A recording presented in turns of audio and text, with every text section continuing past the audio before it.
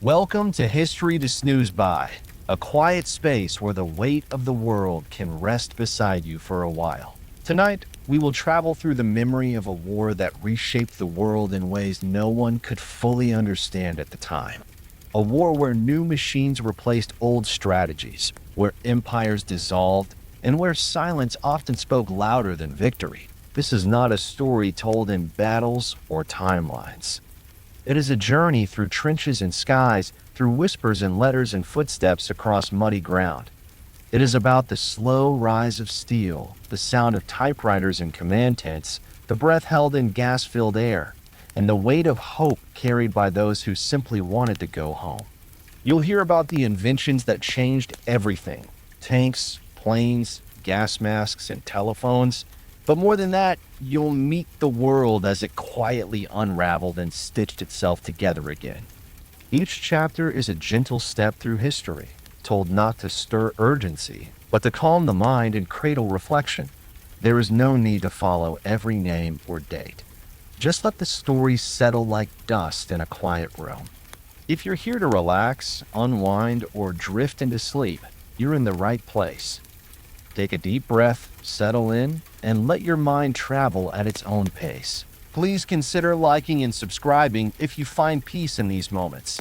And if there's a chapter of history you'd like to visit next, share your thoughts in the comments below.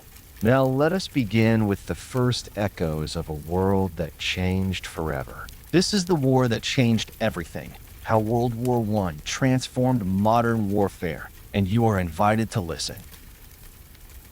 Chapter 1: Before the Storm. It was a time when war still seemed to many like something far away, and somehow noble. The nations of Europe stood tall and proud. Kings and emperors ruled over empires that stretched beyond seas and deserts. Flags fluttered over forts and parades filled the streets. Children played beneath the statues of generals long dead.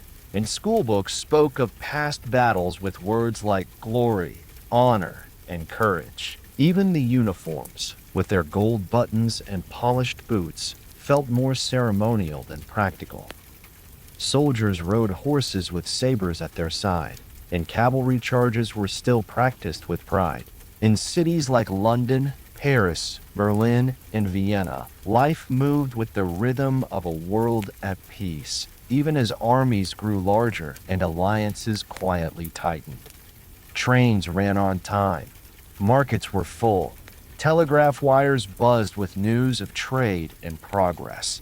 And in small towns scattered across the countryside, farmers tilled their fields as they always had. No one imagined that these same fields would soon be torn apart by shells and trenches. There were warnings, of course. There always are. Tensions between nations flared from time to time, especially in the Balkans. But these were far-off events, soon forgotten in the comfort of everyday life. The great powers believed themselves to be in balance. Treaties and diplomacy, they said, would keep things from going too far. And if war did come, many believed it would be short, quick, decisive, over by Christmas. And so the world moved on. In cafes and parlors, people spoke of inventions and ideas. Motor cars were becoming more common. Wireless signals floated through the air. Moving pictures flickered in dark theaters. A canal had just been carved through Panama, and ships no longer had to sail around South America. The future seemed full of light. And yet, beneath that light, something darker was gathering. Across Europe, factories hummed not just with the making of goods, but with the building of weapons. Cannons, rifles, and shells rolled off assembly lines. New guns were being tested, new chemicals stored in sealed drums. Generals spoke in quiet rooms about numbers and maps, about plans and movements. Behind polished doors, war was being prepared, not for a quick parade of victory, but for something far deeper and far more modern. Still, for most people, life continued as it always had. In a small village in northern France, an old man mended boots near the window of his shop. His son had joined the army a year before, proud to wear the blue coat and brass buttons of the French infantry. The old man thought often of his own service, decades ago, when rifles were slower and wars smaller. He hoped his son would never know what it truly meant to fire in fear. In a German town nestled near the Rhine, a schoolteacher read poetry to her class. She taught Goethe and Schiller and spoke of beauty and meaning. Her youngest brother was an officer in training. He wrote her letters about cavalry drills and riding lessons. He said the horses were strong and the uniforms were clean. He did not speak of bullets or trenches. He had never seen them. In London, crowds gathered outside newspaper stands to read the latest headlines. There was talk of unrest in faraway Sarajevo, but it did not stir much worry.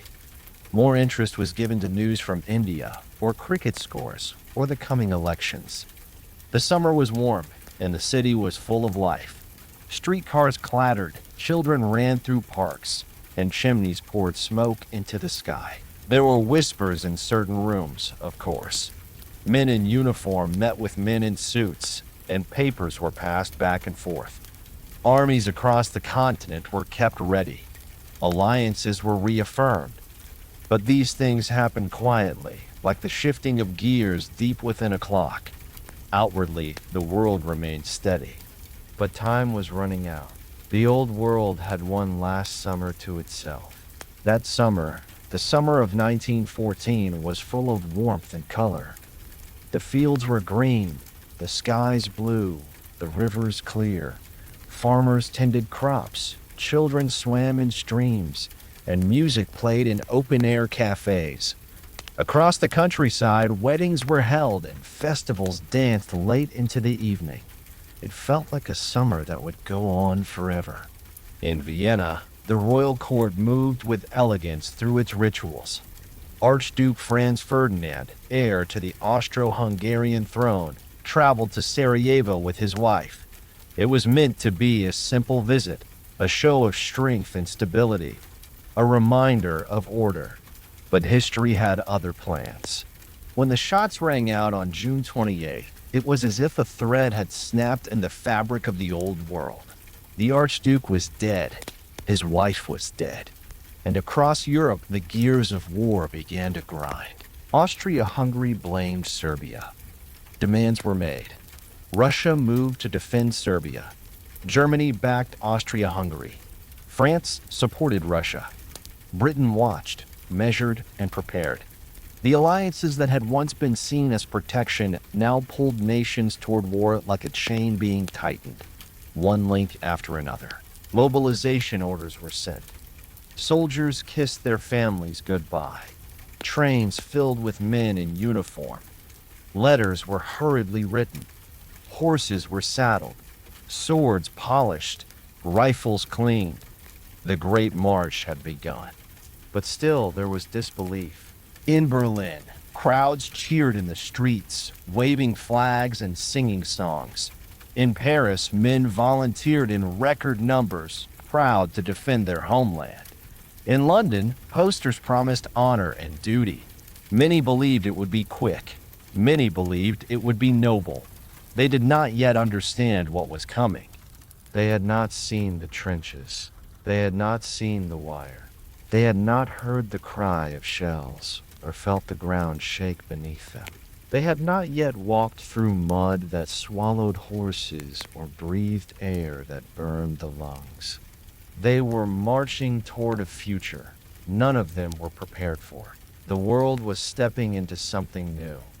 Not a war of cavalry and swordplay, but a war of machines, of metal, of fire. And so the old world passed into history, not with a sudden collapse, but with the quiet ticking of orders sent, the gentle clatter of trains, the steady march of boots. The war to end all wars had begun, but it was only the beginning. Chapter 2. The First Shots. The summer heat had not yet faded when the first troops were called to move. August arrived, and with it came the sound of orders being spoken in firm tones, of boots lacing up, and of train whistles echoing through once peaceful valleys. Men across Europe stepped away from shops, from fields, from schools and kitchens, and took hold of rifles they had never expected to fire. War had been declared. In Austria-Hungary, the decision was swift. The assassination of Franz Ferdinand had left the empire shocked and wounded. The leaders believed a strong answer was needed. They turned their attention to Serbia and issued a set of strict demands. When Serbia hesitated, the order was given. Troops were mobilized and the drums of war began to beat. In Russia, the Tsar stood beneath the high ceilings of his palace and read the reports. His advisors urged him to defend Serbia, their fellow Slavic nation. He agreed. Mobilization began, slowly at first, but soon spreading across the countryside. Rail lines were filled with troops moving toward the western border. Germany, bound by its alliance with Austria-Hungary, now faced a choice. The leaders believed war with Russia was unavoidable, but France, Russia's ally, stood in the way. And so, the German High Command activated a plan that had been prepared years earlier, a plan that would carry them through Belgium into France and toward what they believed would be a fast and decisive victory.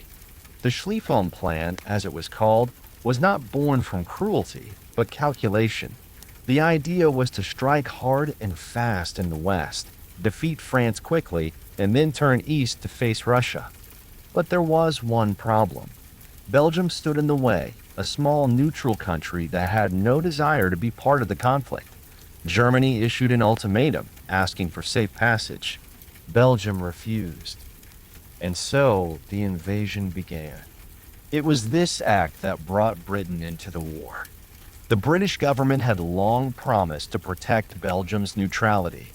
When German troops crossed the border, the decision was made. Britain declared war. In just a few short weeks, the nations of Europe had been drawn into a conflict larger than any that had come before. Treaties once meant for peace had become chains pulling them toward destruction. Flags were raised, cannons prepared, and soldiers moved. At first, there was a strange kind of excitement in the air. Crowds gathered at train stations to cheer the men as they departed. In Berlin, women threw flowers. In Paris, bands played in the streets. In London, boys as young as 16 lied about their age to enlist. The mood, for many, was filled with pride. War was seen as a duty, a chance to prove one's worth, something that would pass quickly, like a summer storm. But that was not how this war would unfold. The first clashes came quickly. In the forest and hills near the French border, German and French troops met in battles that were fierce and fast. The French, wearing bright red trousers and dark blue coats, advanced with courage. But the German machine guns waited. It was in these first encounters that many soldiers began to understand that something had changed. The old rules no longer applied. Battles were not fought in open fields with clear lines. They were fought in villages, in woods, in ditches and hedgerows. The weapons were faster, the shells louder, the bloodshed far worse than anyone had imagined. The Belgians fought bravely. In towns like Liège and Namur, they held out against German forces far stronger and better equipped. They used the force that had been built years before, and for a time, they slowed the advance. But the German army pressed on, bringing with it not just soldiers, but new tools of war. Heavy artillery, poison gas shells not yet fired, and the seeds of trench warfare. Refugees began to flee. Families packed what they could and left their homes behind. Carts filled the roads. Children walked beside tired horses. Villages once full of laughter fell silent, and behind them came the rumble of boots and wheels and steel. By September, the German army had reached the outskirts of Paris. The French government relocated south, fearing the worst. But then came the Battle of the Marne. It was here that the course of the war began to shift. French and British forces, working together, launched a counterattack. Using cars, taxis, and anything with wheels, they rushed soldiers to the front. The battle was chaotic and fierce. Lines pushed back and forth. Rivers ran red. Fields were torn apart. But in the end, the German advance was stopped. And then the trenches began. With both sides too exhausted to push further, they began to dig. Long, narrow ditches carved into the earth. At first, they were simple, a way to avoid bullets and shells. But soon they became deeper, wider, more complex. The Western Front was born. It stretched from the North Sea to the Swiss border, winding through farms, forests, and towns. A jagged scar across the land. Soldiers lived in these trenches, shoulder to shoulder, knee-deep in mud. Days turned to weeks. Weeks to months. The war, which was supposed to be swift, had become something else entirely. The soldiers adapted as best they could. In the trenches, they built places to sleep, cook, and write letters home. They learned to spot snipers, to avoid rats, to listen for the whistle of shells. They shared stories, sang songs, and passed the time between attacks. But always, there was the sound of war, the thump of distant guns, the buzz of aircraft, the whisper of death. Commanders on both sides tried to break the deadlock. Offensives were planned. New weapons were tested. But the trenches held. No matter how many men were sent forward, the result was often the same. They were cut down by machine gun fire, or trapped in barbed wire, or lost in shell fire before they could cross the open ground. This was the new war. A war of waiting. A war of mud. A war of fire and steel. And yet, it was only the beginning. By the end of 1914, the front lines had barely moved. Hundreds of thousands had died. Fields once green were now brown and broken. Trees stood bare, their branches shattered. The skies hung heavy with smoke. The soldiers who had left in summer with songs and cheers were now quiet. Their uniforms were torn, their boots soaked, their hands calloused and stained. They had seen things they could not explain, and still they waited. In the quiet of the night, they heard the distant voices of the enemy, sometimes singing, sometimes weeping. In the stillness between battles, they wrote letters. Simple words, thoughts of home, descriptions of a war that no one back home could truly understand. In one letter, a young British soldier wrote, "We are holding a line just west of Ypres. It rains often. The mud is thick. I think often of the garden behind our house. Strange how a rose bush seems more powerful now than all the guns around me." These were the first months of a war that would last for years. The old world was fading fast, swept away by the roar of shells and the grind of wheels. And in its place, a new world was forming, one shaped by machines, by industry, by a scale of destruction never before seen. The first shots had been fired, but the silence that followed would never be the same. Chapter 3: The Machine Gun. When the war began, many believed it would be fought like those that had come before. Lines of soldiers would march toward each other, firing rifles, charging with bayonets, and settling battles with bravery and speed. But within the first months of fighting, those ideas began to fall apart. One reason stood above the rest. It was small, it was simple, and it could fire hundreds of bullets in a single minute. The machine gun changed everything. Before the war, a few armies had begun to experiment with this weapon. It was heavy and hard to move. It needed water to stay cool and multiple men to operate it. But commanders saw its potential. A machine that could fire faster than any human hand. A weapon that could stop a charge before it ever reached the line. When the war broke out, Germany had more machine guns than any other nation. They had trained with them, practiced defense with them, and placed them in carefully chosen spots.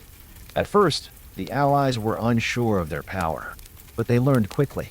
On the open fields of Belgium and northern France, French and British troops advanced in the old way. Flags high, formations tight, courage in their hearts. But the world had changed. As soon as they came into view, the guns opened fire. The sound was harsh and constant, a chattering growl that did not stop. Bullets cut through the air like invisible wires. Men fell before they saw the enemy. And the charge, once a sign of bravery, became a march into death. Machine guns worked best from fixed positions. Crews would dig them into the earth, place sandbags around them, and wait. Often they were hidden, covered in leaves, or placed behind hills. A team of 2 or 3 men could fire thousands of rounds in a single battle. One fed the belt, one aimed and fired. Another helped reload or watched for orders. These crews became skilled. They learned how to time their bursts, how to sweep across a field with fire, how to aim not at a man, but at a place where men would soon be. The machine gun was not just a weapon, it became part of the land. A corner of dirt, a patch of trees, a pile of rubble. And from these places came the endless sound of metal tearing through air. The Allies responded. They too began to use machine guns, British Vickers guns, French Hotchkiss models. Soon, every army had them. But the effect was the same. No one could move, not for long. Any charge across open ground met the same fate. The trenches grew deeper. The space between them became known as no man's land. This land was not wide, sometimes only 30 or 40 meters, but it might as well have been a mile. Barbed wire coiled across it like thorns. Craters from artillery pocked the earth. Mud soaked every inch. And above it all was the threat of the machine gun. Watching, waiting. Commanders tried to break the line with numbers. They believed that enough men moving together might overwhelm the guns. But the guns did not tire. They did not slow. Time after time, waves of soldiers climbed from their trenches, blew whistles, and began to move. And time after time, the fire began. These were not short bursts, not warning shots. These were long, sweeping lines of bullets. They cut across shoulders, across backs, across helmets and hands and hearts. Soldiers fell where they stood, or crawled forward only to meet the same end. Those who survived crawled back to the trench, breathless, ears ringing. In one battle, an entire British regiment was sent across a narrow strip of ground. Over 700 men. When the day ended, fewer than 100 returned. And yet, the ground had not been taken. The enemy line had not moved. This was not a mistake in planning. It had become normal. The machine gun was a defender's dream and an attacker's nightmare. It allowed a few men to hold off hundreds. It made surprise almost impossible. Even if an army broke through, more guns waited behind. Whole layers of defense were built around these weapons. A web of overlapping fire, one position covering another. A line that could bend, but rarely broke. Over time, the crews became experts in their work. They learned to stay low, to keep their gun cool, to fix jams quickly. The sound of a misfire could be deadly. If a gun went silent, the enemy might take that as a chance to attack. So the teams worked constantly, hands blistered from heat, ears dulled by the endless sound, eyes sharp and tired. For soldiers facing these guns, there was fear even in silence. They knew what waited. They had seen it, heard it, smelled it. The scent of burned oil and hot brass. The sight of torn uniforms and broken helmets. The memory of friends who never reached the halfway point. And still, the orders came. Go over. Advance. Take the line. There were new tactics, of course. Officers tried to find ways to move forward. Smoke screens, night assaults, artillery barrages before the charge. But even then, the guns remained, deep underground, shielded by concrete, hidden behind steel plates. Some officers began to question everything. A few wrote letters to high command, asking for new plans. Some refused to order their men forward again. Others did what they were told, though their eyes gave them away. The machine gun had turned them from leaders into messengers of death. They knew what would happen, but they also knew the system would not stop for them. Behind the lines, far from the mud, engineers worked on new ways to fight. Lighter machine guns were made so that soldiers could carry them forward. Aircraft were fitted with guns to fire through spinning propellers. Armored cars began to appear. But none of it changed the simple fact: the battlefield now belonged to machines. In the quiet between battles, soldiers would walk past the wreckage. Bent rifles, empty helmets, torn belts of ammunition. The machine gun sat silent, cold, waiting. One French soldier wrote in his diary, "I used to think of war as movement. Men on horses, flags waving. Now I think of a field, empty, still. And then, out of nowhere, a sound like thunder. That's the only movement now, bullets in the air." The weapon itself did not change much during the war. It did not need to. It was already perfect for what it had become. A gatekeeper, a wall of fire, a line that turned attack into waste. It was not personal. The men who fired the guns did not always see who they hit. They aimed where they were told. They pulled the trigger. The gun did the rest. By the middle of the war, everyone understood this. The machine gun had changed the shape of every battle. It had buried the old ways. It had made generals rethink their strategies. It had turned fields into killing grounds, and time into a cycle of fire and silence. But perhaps the most haunting change was not in the weapon itself. It was in the mind. Soldiers no longer expected to win ground. They no longer believed in glorious charges. They knew what waited. They learned to endure, to stay low, to wait out the sound, to hope the next plan would not send them forward again. And behind them, more guns arrived. More crews trained. More bullets were made. The war was no longer about speed or skill. It had become a test of numbers. How many men could be sent across the line? How many could be spared? How long could they last? The machine gun had no answers. It only asked the same question, over and over. Are you fast enough to cross before I find you? In most cases, the answer was no. Chapter 4. Digging In. After the first battles passed and the great push came to a halt, both sides began to see a new shape to the war. It was not a war of movement. It was not a clash of lines in motion. It had become something still, something rooted, something that clung to the earth. And so the soldiers dug. They dug when they arrived. They dug when they rested. They dug when they waited for orders. They dug because they had no choice. What began as shallow shelters to escape the reach of enemy fire soon became vast and permanent homes beneath the open sky. Soldiers carved themselves into the soil, building deep, narrow corridors where they would spend their days and nights, their seasons, and for many, their final hours. The trench was more than a hole. It was a system, a world, a place of waiting, surviving, watching, and hoping. On both sides of the Western Front, the earth was carved into a long, jagged scar. From the edge of the North Sea down to the border of Switzerland, thousands of miles of trenches wound through forests, across fields, and beside broken villages. Each army mirrored the other. Both dug in layers.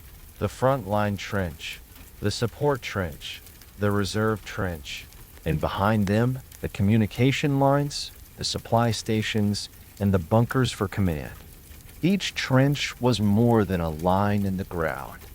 It became a home for the soldier, a place where days began in silence or with the sudden sound of distant fire, where nights were spent lying awake, listening for footsteps or for the whisper of gas drifting low across the dirt. The floor of the trench was packed with wooden planks, called duckboards, laid side by side to keep men from sinking into the mud. Above them, sandbags were stacked to hold back bullets. Corrugated metal helped stop cave-ins, and over it all hung the scent of damp earth, old sweat, oil, and smoke. In the beginning, the trenches were temporary, rough, quickly made. But as the months passed and the front lines did not move, they became more stable, more planned. Engineers designed them with zigzag patterns so that a single shell or burst of fire could not sweep through. Drainage systems were added, though they rarely worked well. Still, the water pooled. The mud remained. Soldiers lived in this world for days at a time, sometimes weeks. They slept where they could, ate what they were given, and waited. They waited for supplies. They waited for orders. They waited for the whistle that meant it was time to go over the top. Each day followed a rhythm. There was the stand-to at dawn, when every man climbed onto the fire step and watched the enemy line in the pale morning light. The fear was that the enemy would attack at sunrise, using the fog and low sun as cover. After stand, two came the breakfast. A tin of tea, some stale bread, maybe a bit of meat or jam.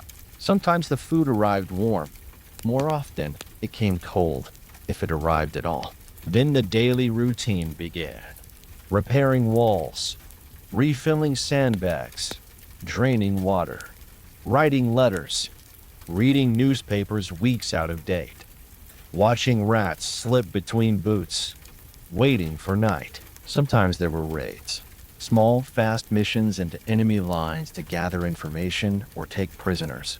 These were dangerous, and most men preferred the quiet. But sometimes there was no choice. At night, the front changed. In the dark, under a sky full of stars or clouds or smoke, the trench came alive. Soldiers moved supplies. Quiet voices called down the line.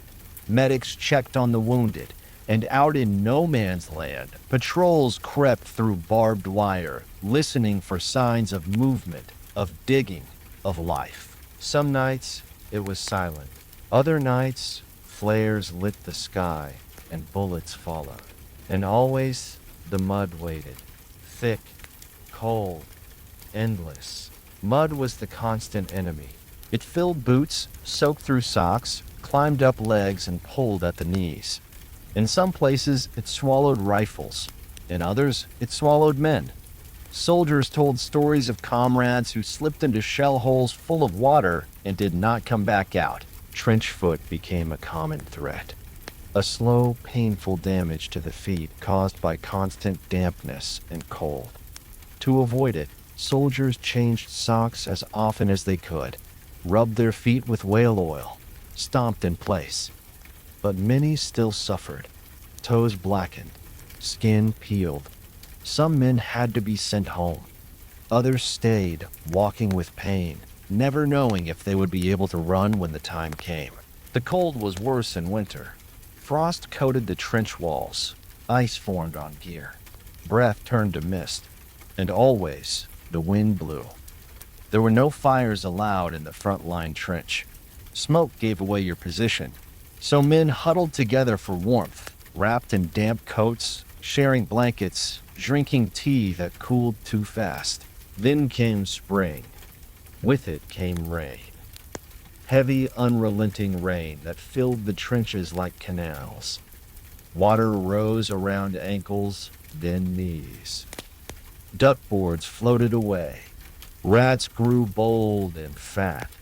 Lice crawled through seams of uniforms, and the trenches became rivers of cold brown water. Still, life continued.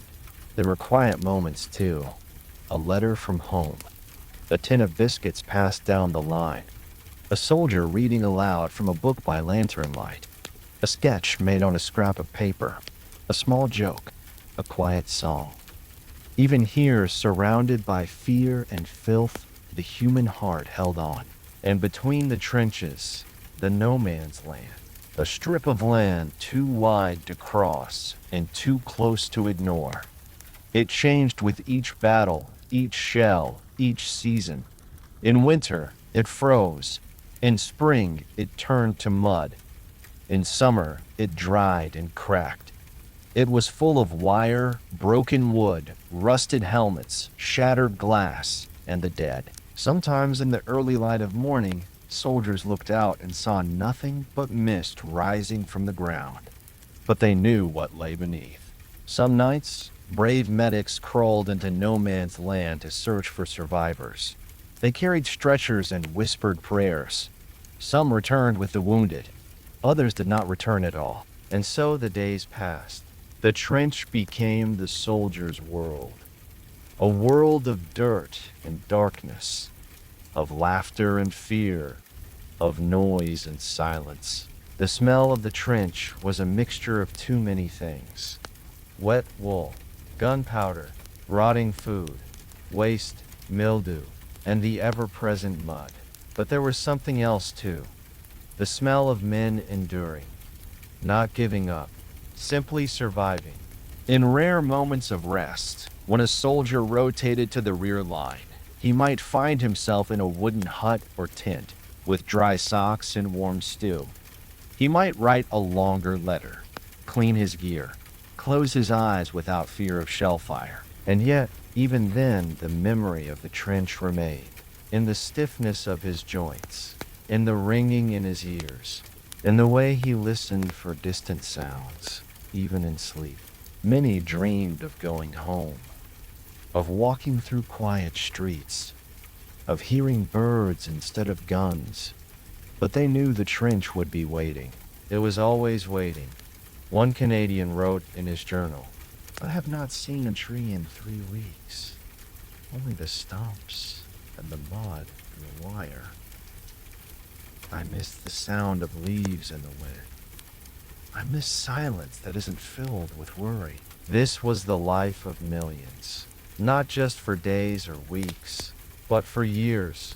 A war fought not only with rifles and shells, but with patience, with the quiet strength to stand in the rain, to walk through the cold, to care for a friend, to climb the ladder again when the whistle called. The trench was not glorious. It was not clean. It was not quick, but it was the shape of this war. And in that shape, humanity carved itself a strange kind of resilience.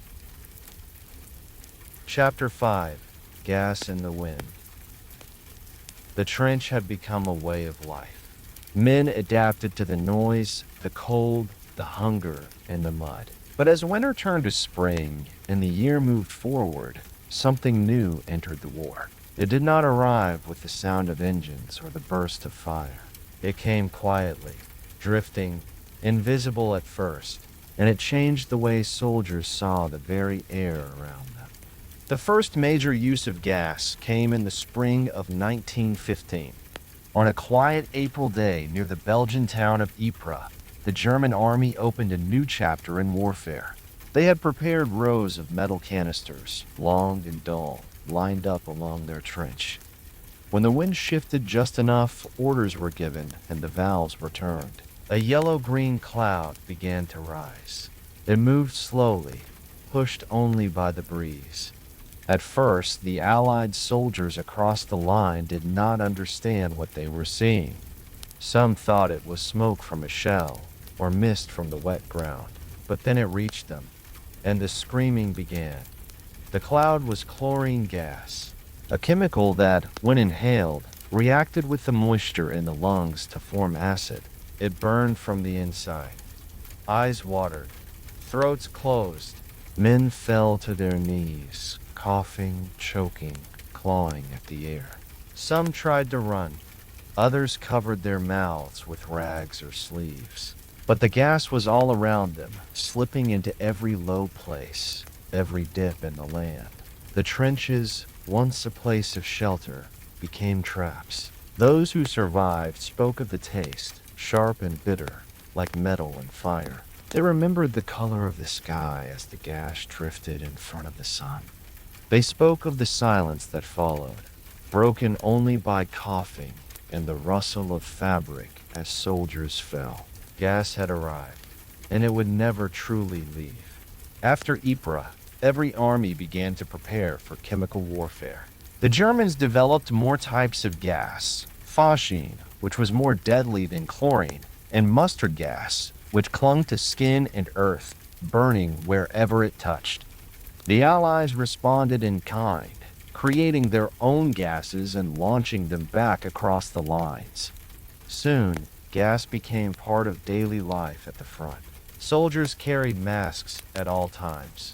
Early masks were simple, just cotton pads soaked in chemicals held to the face by straps. Later, more advanced masks were made, with filters and lenses, rubber and steel. Men learned to put them on quickly, sometimes in the middle of sleep, meals, or battle. Gas alarms were added to the trenches. Tin canisters filled with metal were banged together to create a warning. Sometimes bells were used, sometimes horns. Each sound meant one thing: the air was no longer safe. In the calm between fights, soldiers would clean their masks, check for cracks, practice putting them on. A matter of seconds could mean the difference between breathing and choking. And even when no gas came, the fear remained. It was the kind of fear that lived in the lungs, not the ears. Silent, slow, unseen, but always imagined. Mustard gas was the most feared. It did not need to be breathed in to harm. It burned the skin. It settled in clothing and water. It stayed in the soil long after the shells had fallen. Soldiers would wake with blisters on their arms. Eyes would swell shut. Voices became hoarse. There was no escape, only time and luck. Many men were blinded, some for days, some for life, and still the war went on. Doctors at the front did what they could. Wounded soldiers were washed and wrapped. Eyes were rinsed. Some were sent back to hospitals far from the front, coughing for weeks, their lungs scarred forever. Gas was unpredictable. It depended on the wind. Some clouds turned back on the very troops who released them. Shells filled with gas sometimes landed too close to friendly trenches. There was no way to aim it with certainty. But its purpose was not only to kill, it was to terrorize, to wear down the spirit, to make every breeze a possible threat, to make soldiers afraid of breathing. And it worked. Some days the gas would be used before an assault. A thick cloud would cover no man's land, forcing defenders to put on their masks, making it harder to see, harder to aim. Then the shells would fall. Then the whistles would blow. Other days it was used without warning, simply to remind the soldiers on the other side that they were never safe, that even the air could hurt them. In letters home, men tried to describe what it felt like. We had no warning. I tasted it before I saw it. My chest burned. My hands shook. It was like drowning, but in fire. My mask saved me, but I watched others pull theirs off too late. They gasped. They screamed. I still hear it, even now. Not every gas attack killed. Many soldiers recovered, but the fear never faded.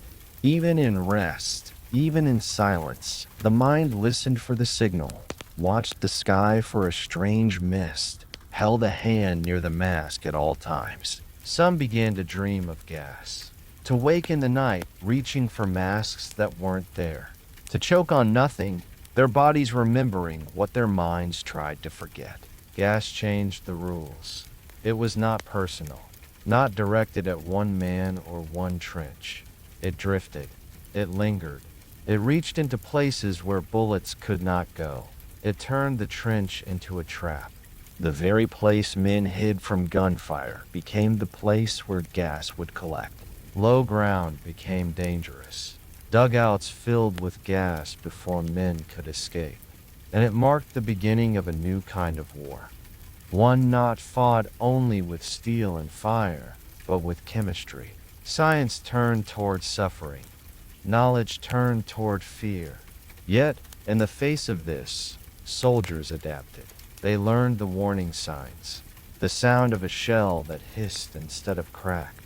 The sudden stillness in the air. The strange color in the mist. They learned to help each other. To shout warnings. To share masks when one was broken. To carry the blind. To stay calm, even when the air turned sour. There were moments of great care. A soldier crawling through gas to reach a wounded friend. A medic washing the eyes of a man who could no longer see. A group sharing their water to cool a comrade's burning skin. These moments did not stop the war, but they softened it. For a time, for a breath. As the war continued, gas remained part of the battlefield. It never replaced bullets or shells, but it joined them. It waited in the background, always ready, and after the war, its memory stayed. Many who survived carried its scars on their bodies, in their lungs, in the way they flinched at certain smells, in the way they woke from dreams, gasping. Gas in the wind was not just a weapon. It was a message that nothing was off limits, that the very air could be shaped by man to bring pain. It was a reminder that war had changed, that it now reached into places where nature had once given shelter, and that no one, not the brave, not the strong, not the silent, could truly hide. Chapter 6: The Steel Beasts. By the middle of the war, the trenches had hardened into deep scars. The ground between them was torn and lifeless. Every attempt to cross it had ended the same way. Too many lives were lost for too little gain. The battlefield had become a place of stillness, where motion meant danger and progress felt impossible. High command on both sides began to search for a way forward. They needed something that could handle the torn ground, something that could push through wire and climb out of craters. An answer to the guns that never seemed to stop. The solution arrived not as a perfect invention, but as a strange machine that looked more like a box than a weapon. Covered in armor, powered by a slow engine, and running on continuous tracks, it didn't move with grace. It moved with weight, with purpose. And when it reached the battlefield, it brought with it a different kind of sound. A low growl that cut through the air like nothing else. This was the tank. The British were the first to use it, building early models in secret workshops across the country. These machines were large and awkward, with thick metal sides and small slits for the crew to see through. They were meant to carry guns and crews safely across open ground, not to replace soldiers, but to lead them, to give cover where there had been none. Their first appearance came during the Battle of the Somme in 1916. The sky was gray. The earth was soaked from days of rain and shells. And then, through the mist, the tanks began to appear. They crept forward over uneven ground. Some tipped into holes and crawled back out. Others broke down before they reached the enemy lines. But a few reached their target. Those who saw them remembered the sound. Metal treads grinding over stone and mud.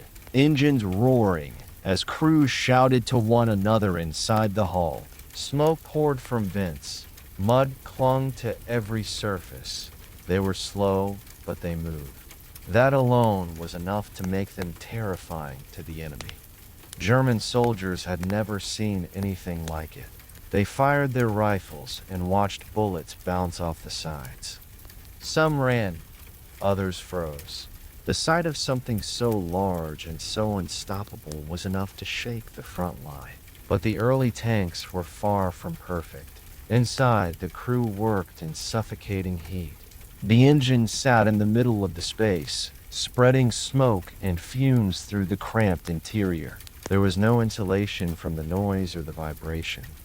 Goggles and gloves became necessary just to stay inside for more than a few minutes. Many crewmen wore masks or cloths over their mouths to breathe. Their uniforms were soaked with sweat long before the battle began. Visibility was poor. The driver had only a narrow slit to see through. The gun crews worked in near darkness, aiming by instinct and listening to shouted orders that barely rose above the clamor. Even so, they pressed forward. They crushed barbed wire beneath their tracks. They crossed trenches and created paths for the infantry behind them. They fired their guns into dugouts and pillboxes, forcing enemy soldiers to retreat or surrender. Each tank was crewed by up to 8 men. They worked in tight coordination, keeping the engine running, manning the guns, and steering the vehicle across land that could shift at any moment. There was no time to rest. Every second inside was a mix of effort and heat, of movement and risk. Many broke down after a few hours. Their engines failed. Their tracks were damaged by shell holes. Sometimes they became stuck in the mud, sinking halfway into the earth and refusing to move again. And when they stopped, they became targets. Still, each battle brought improvements. Engineers learned from what went wrong. They reinforced the armor. They widened the tracks. They changed the design to improve balance. New models were built with stronger engines and better ventilation. They added rotating turrets, more reliable weapons, and spaces designed to protect the crew from gas and heat. The tank was no longer an experiment. It was becoming a regular part of the battlefield. The Germans, slow to adopt at first, began to build their own armored vehicles. These were fewer in number, but heavier, often armed with large caliber guns. They lacked the flexibility of the lighter British models, but their size gave them power. When the rare tank-on-tank fights happened, they were short and brutal. On both sides, the ground began to change. Where once only trenches stood, now roads were cleared for tank movement. Troops trained to follow them closely, using the steel bodies for cover. Missions were planned around their path, moving with the machines rather than ahead of them. One of the most important developments came with coordination. Tanks alone were not enough. They needed support from infantry and artillery. When used together, armored vehicles to break the line, troops to hold the ground, and planes above to spot the enemy, the old pattern of defense began to shift. This cooperation gave birth to a new way of fighting. Combined arms. It was slower than the sweeping charges of the past, but it worked. Bit by bit, ground was taken back. Not by surprise, but by steady pressure. By machines that moved forward, even when the world around them fell apart. For the soldiers who walked beside the tanks, there was a new kind of hope. A sense that the line might move again. That the war would not always be still. At night, when the machines stopped and the crews climbed out, they rested beside their vehicles. Covered in oil and dust, they cleaned their tools and wrote letters in the dim light of lanterns. They were proud of what they had done. Not because it was easy, but because it had made a difference. Still, many knew that the war was far from over. The tanks helped, but they did not end the killing. They did not stop the shells. They could not hold a trench on their own. But they offered movement. They gave shape to the idea that the war could change. The tank became more than a weapon. It became a symbol of strength, of progress, of the new kind of war. And even as the ground remained broken and the sky filled with smoke, the sound of engines continued to grow louder. A new kind of rhythm, pulsing through the battlefield, steady, metallic, and full of purpose. Steel had joined the fight, and it would not leave. Chapter 7: Skies of War. At the beginning of the war, the sky remained mostly quiet. The land carried the weight of the fighting, and the air above it was often empty, wide, and silent. There were birds, drifting clouds, and the distant arc of sunlight as it touched the tops of the trees. But this silence would not last. As men turned to machines on the ground, they also began to look upward. The first airplanes were not built for battle. They were fragile creations of wood and fabric, guided by simple controls and powered by small engines. Wings stretched out from narrow frames, and the pilots sat exposed to the wind and cold. There were no weapons at first, no armor, no protection. They flew not to fight, but to see. Observation became the first purpose of flight in the war. From the sky, one could trace the shape of the trenches, follow the curve of rivers, and count the number of guns hidden beneath camouflage. These early flights gave armies new eyes.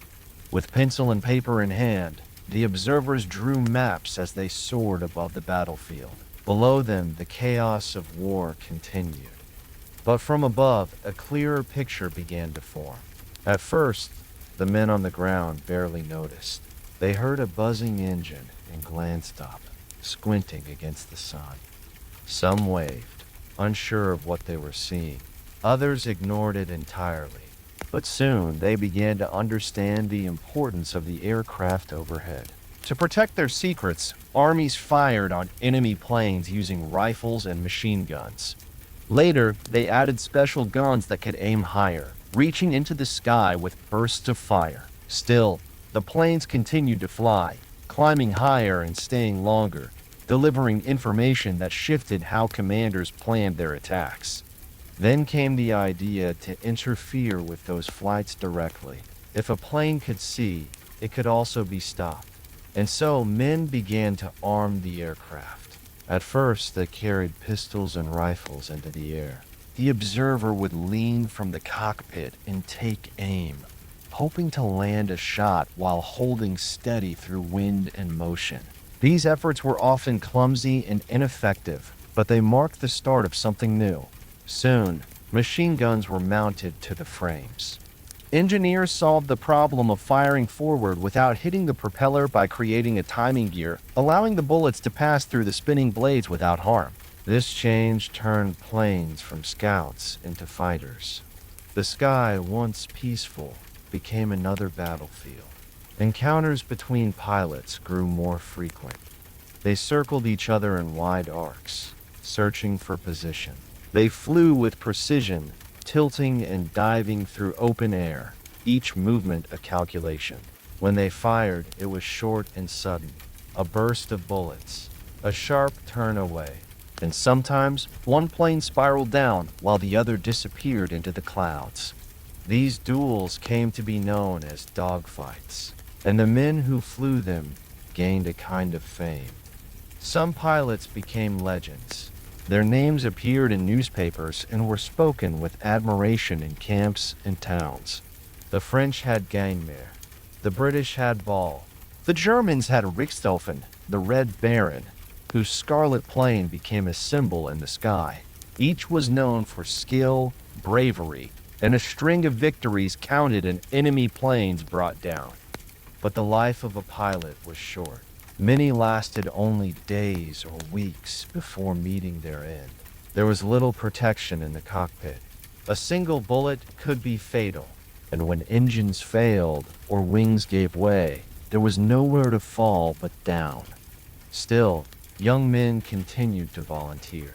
They were drawn by the freedom of flight, the promise of adventure, and the belief that the sky offered a cleaner kind of war.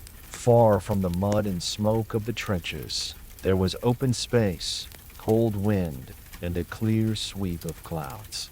But even the sky had its horrors. Bombing soon followed. At first, it was done by hand. Pilots would lean over the side and drop small explosives on enemy trenches or supply lines. As the war continued, bombers were built with racks to carry larger loads. These planes moved slower and flew lower, often under heavy fire. Their targets were not just soldiers, but roads, bridges, factories, and later, towns. Civilians who had once felt distant from the war began to hear the sound of engines overhead. They looked up and saw dark shapes crossing the sky. Sometimes nothing followed. Other times the sky opened and fire rained down. The war had grown beyond the battlefield. The fear of air raids changed daily life. Lights were dimmed at night. Shelters were dug. Children were moved from cities. The war no longer had clear lines. The sky did not care where the front ended. For the soldiers below, airplanes became part of the constant sound of war. Engines droned overhead during patrols. Shadows passed across the ground. Sometimes they brought supplies or messages. Other times they brought death. Spotter planes worked closely with artillery crews. They watched the fall of shells, called out corrections, and guided fire with deadly accuracy. A single plane circling high and steady could direct a barrage that flattened a trench or silenced a gun. The partnership between ground and air became stronger with each passing month. Communication improved as radios were added to planes. What once required waving flags or releasing pigeons could now be spoken, though the signals were faint and often interrupted by engine noise. Still, it was progress. The war in the sky continued to evolve. New shapes appeared, biplanes with double wings for added lift, triplanes for tighter turns. Engines became more powerful. Guns fired faster. Bombs carried greater weight. Airfields grew near the front lines. Rows of hangars and maintenance tents appeared in open fields. Mechanics worked day and night, repairing damage and preparing the next flight. Crews loaded ammunition, checked engines, and helped pilots into their seats. The moment of takeoff was brief. The danger began as soon as the wheels left the ground. Each mission carried risk. Each return was uncertain. When a pilot came back safely, cheers were quiet but real. A nod, a handshake, a note in a logbook. They were victories measured not just in combat, but in survival. The sky had become a place of skill, strategy, and fear. It offered freedom, but never safety. And as the war pressed on, the space above the earth was no longer untouched. It had become another front, and it would remain that way, even long after the trenches were gone. Chapter 8: The Silent Hunters.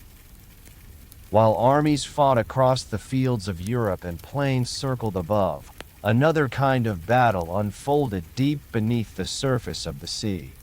Far from the trenches, far from the sound of gunfire or the roar of tanks, steel shadows moved silently through dark water. They did not carry flags or shine with polished brass.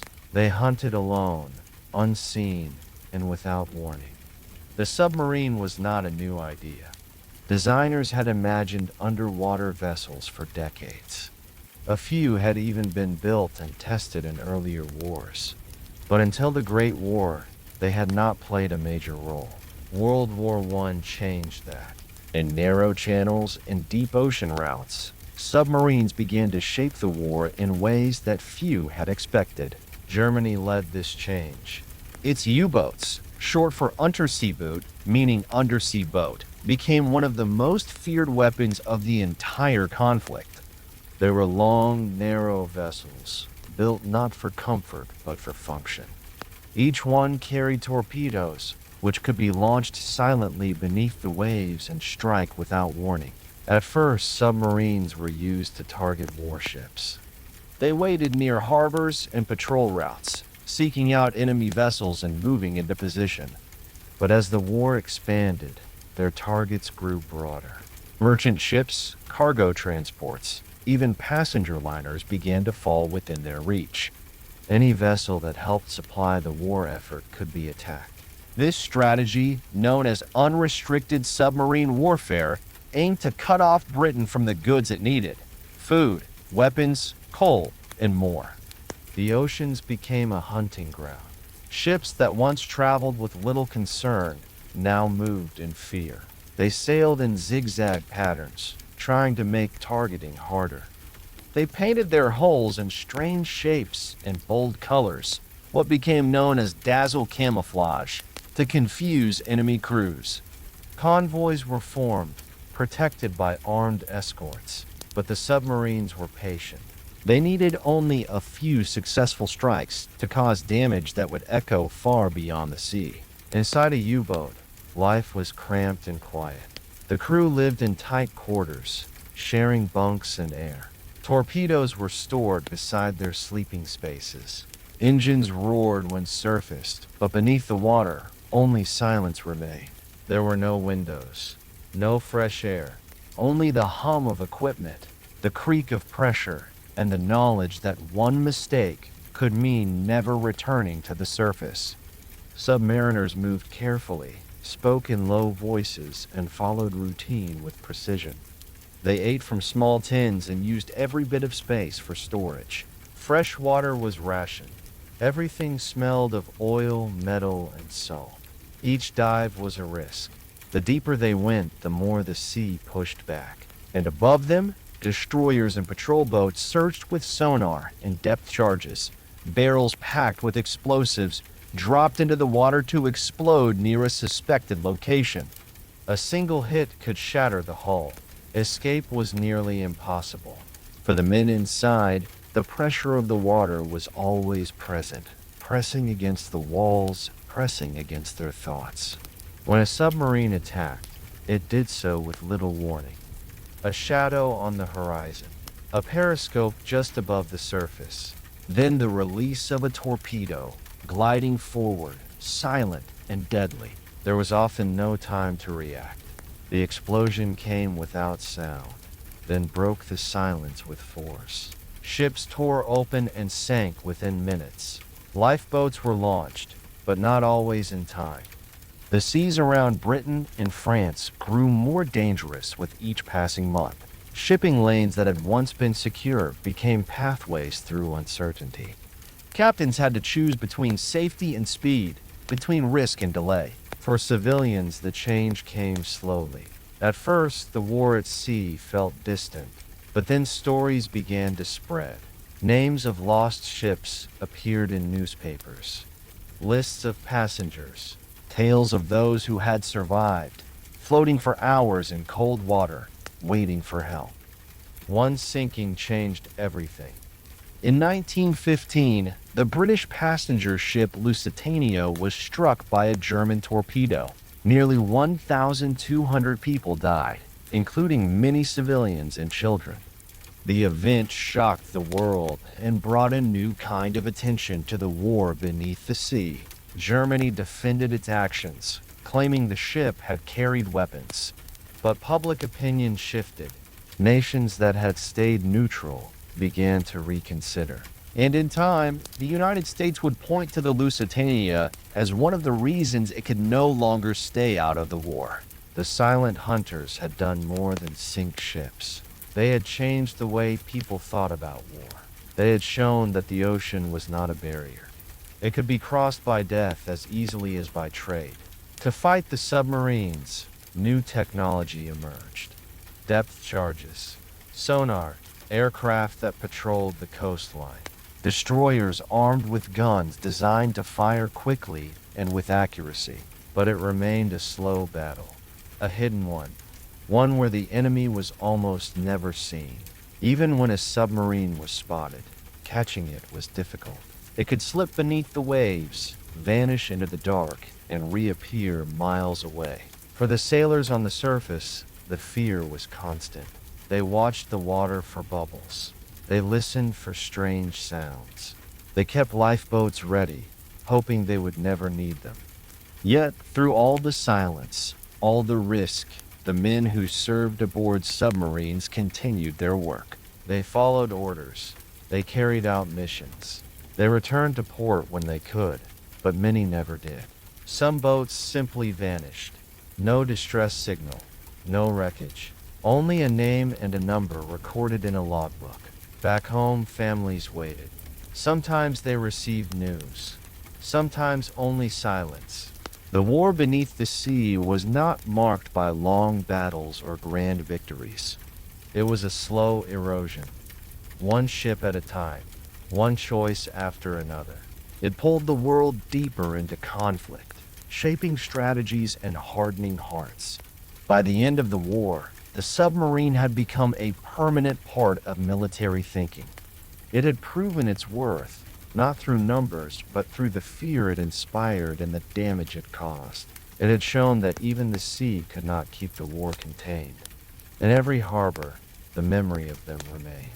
The stories whispered among sailors, the photographs on mantels, the lists etched into memorials. They were never many, but they were always there, watching, waiting, hunting without sound. Chapter 9. War at Home.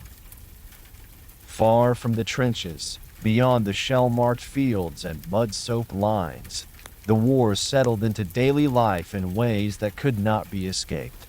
Even for those who never saw a battlefield, the conflict became part of their morning routines, their work, and their quiet thoughts before sleep. Cities did not echo with the sound of gunfire, but they pulsed with change. Factories stayed open long after dark. Smoke rose steadily from chimneys that once cooled at dusk. The streets grew busier with women in uniform overcoats, walking quickly to jobs once filled by men who had left for the front. The war was no longer something distant, reported in headlines and whispered in cafes. It now shaped what people ate, how they traveled, what they wore, and how they spent their days. Across Europe, the economy shifted into a state of total war. Every piece of industry was turned toward production. Steel, oil, coal, fabric, and food were measured not only in cost, but in usefulness to the cause. In Britain, the government introduced rationing. Butter, meat, and sugar were harder to find. Posters reminded people to grow their own vegetables, save scraps, and avoid waste. Public gardens bloomed in schoolyards and back alleys. Children helped plant potatoes where flowers once grew. In France, entire towns were emptied as men went to fight. Mothers and daughters ran bakeries, managed farms, and staffed hospitals. Some never expected to work outside the home. Now they drove trams, welded steel, and stitched uniforms by candlelight. Germany faced shortages too. The naval blockade limited what entered the country. People waited in long lines for bread and coal. Clothing was patched and worn until the threads broke apart. Everything was used twice, sometimes more. The pressure was not only economic, it was emotional. Letters arrived each week from the front. Some were long and hopeful, filled with stories and small drawings. Others were short, written in trembling hands, stained with mud or rain. Some never arrived at all. Families lived between the silence and the sound of the postman's knock. A telegram could bring relief or heartbreak. In schoolrooms, children learned arithmetic and spelling, but they also practiced air raid drills and heard their teachers speak of duty and sacrifice. Maps on the walls showed borders that were changing. A red ribbon was pinned beside the name of each student with a brother in uniform. Even small towns felt the absence of the men who had gone. Shops were quieter. Church pews had empty spaces. A black ribbon hung on many doors. Despite this, life continued. People married. Babies were born. Plays were performed in local halls. Music played softly from gramophones in drawing rooms. Joy did not vanish. It simply bent to fit inside smaller spaces. Communities came together in new ways. Neighbors helped one another with repairs, meals, and moments of comfort. A loaf of bread left at a doorstep. A letter read aloud for someone whose eyes could no longer see. The war shaped not only what was lost, but what was shared. Governments encouraged unity through posters and speeches. They asked people to buy war bonds, to volunteer, to remain patient. Patriotism was woven into daily habits. Saving string, walking instead of riding, writing letters to soldiers with kind words and simple updates from home. Not everyone supported the war. Some questioned its purpose. Others feared its cost. Protests were small but persistent, often met with silence or suspicion. Still, the war continued, and most accepted its presence as unavoidable. In the United States, the war was distant at first. For years, Americans watched from across the ocean. They read headlines and sent aid, but stayed apart. That changed in 1917. After submarine attacks and broken promises, the U.S. entered the conflict. Factories surged with new contracts. Young men lined up at recruiting stations. The mood shifted from observation to action. American towns soon mirrored those in Europe. Liberty Gardens replaced front lawns. Women took new jobs in warehouses and offices. Newsreels showed battles and speeches. A war once far away was now close to heart. Across the ocean, soldiers welcomed letters from the United States. Packages with chocolate, tobacco, or knitted socks brought brief moments of comfort. The sense of being remembered helped quiet the fear that came with each new day at the front. On all sides, the line between soldier and civilian began to blur. This was not a war of distant armies. It was a shared weight, carried differently but felt everywhere. By the third year, fatigue had settled in. Enthusiasm faded, replaced by quiet resolve. Victory felt possible, but distant. The cost of each new offensive was counted not only in territory gained, but in telegrams delivered. Funerals became private affairs. Sometimes only a photograph stood in place of the body. A medal was given. A few words were spoken, and life returned to its changed rhythm. Women, now essential in every part of life, began to speak more clearly about their place in society. They had proven their strength in factories, in hospitals, and in every small task that kept the country moving. After the war, many would seek recognition not only for their sacrifice, but for their right to be heard. Children, shaped by years of uncertainty, grew up quickly. They learned to adapt, to listen, to wait. They asked fewer questions. They watched the faces of adults for signs of hope. The home front did not bleed in the same way as the trenches, but it bore wounds of its own. Quiet ones, wounds made of absence, of longing, of memories cut short. And yet there was strength in that stillness. The war at home was held together by millions of small decisions. To stay patient, to care for others, to give more than was asked. No statues would be raised for the woman who rolled bandages in her kitchen. No medals would be pinned to the boy who gave up his school books to work in a workshop. But their hands shaped the war just as surely as any soldier's. When peace finally came, it would come not only to the battlefield, but to the homes that had waited so long. To the beds kept made, to the boots left near the door, to the photo frames touched each morning. In time, the factories would slow. The gardens would grow again for joy, not need. And the letters would stop coming, but those years would not be forgotten. The war had passed through every home, not like a storm that destroys everything, but like a long winter that changes what spring looks like. Chapter 10: Wires and Waves. In a war shaped by steel and smoke, where the ground trembled beneath the weight of shells and machines, another kind of power moved quietly in the background. It carried no sound, no flame, and no color. Yet it connected distant trenches, guided armies, and turned scattered fronts into a coordinated effort. This was the War of Signals. Before the fighting began, armies still relied on methods from earlier times. Messengers on horseback, flags waved from hilltops, and notes passed by hand. But as the scale of the conflict expanded, those methods fell behind. Too many units moved at once. Too many lines stretched beyond the reach of a voice or a written word.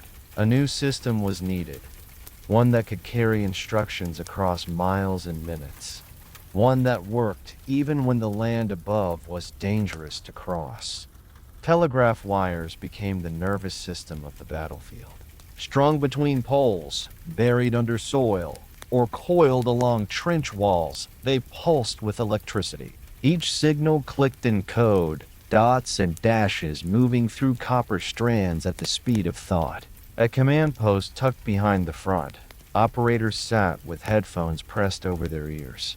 Their fingers moved across keys with steady rhythm, translating orders into pulses of sound. They spoke not with voices, but with timing.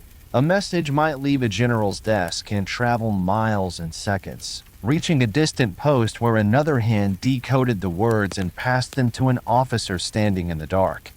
These lines had to be maintained constantly. Shells tore them from the ground. Water shorted their signals. Wind and ice strained every connection. Signal Corps units worked day and night to repair the damage. They moved under fire, carrying spools of wire on their backs, crouching in ditches as they spliced broken ends together with cold hands. Radio brought a different kind of reach. Unlike telegraph lines, it needed no path carved through the earth. It moved through the air itself, invisible and weightless. Early radios were large and sensitive, carried in crates and powered by generators. Their range was short at first, but growing. As the war continued, the equipment improved. Crews tuned dials and adjusted antennas, listening for voices hidden in static. Most radio transmissions were simple: coordinates, timing, brief updates, but each one could mean the difference between confusion and clarity. Because radio waves traveled freely, they were not secure. Anyone nearby could listen. That made codes essential. Ciphers became tools of survival. Armies developed complex systems to mask their words. Operators memorized phrases that meant nothing on the surface but revealed orders to those who held the key. The enemy, always listening, worked to break those patterns. Codebreakers in quiet rooms studied captured messages and repeated phrases. They searched for mistakes, for habits, for the tiny cracks that allowed truth to slip through. In one office in London, a team cracked a message that would change the course of the war. The Zimmerman telegram, sent from Germany to Mexico, promised land and support in return for joining the fight against the United States. When the British intercepted and revealed it, American patience ran thin. It became one more step toward joining the war. Communication shaped battles, not just between nations, but within them. Frontline units needed to know when to move, when to hold, and when to fire. Without clear direction, chaos took hold. To send quick signals, soldiers used field telephones, wired devices that worked much like those in cities, but connected only within the military network. They rang with small bells or buzzers, and their handsets were passed from one dirt-covered glove to another. When phones or wires failed, runners were used. Young men, often carrying only a message and a map, sprinted between trenches, dodging fire and crossing ground no machine could reach. Many did not return, but enough did to keep the lines from falling silent. In the air, signal flags fluttered from observation balloons and early aircraft. Colored panels on the ground marked positions for pilots above. Flares were fired into the sky to call for support or to warn of an incoming gas attack. Each color meant something different. Each shape or burst told a story in seconds. On ships, signal lamps flashed across the water. Morse code passed between vessels, a string of blinks through the night fog. In fog or storm, when radio was useless and speech could not travel, light itself became the message.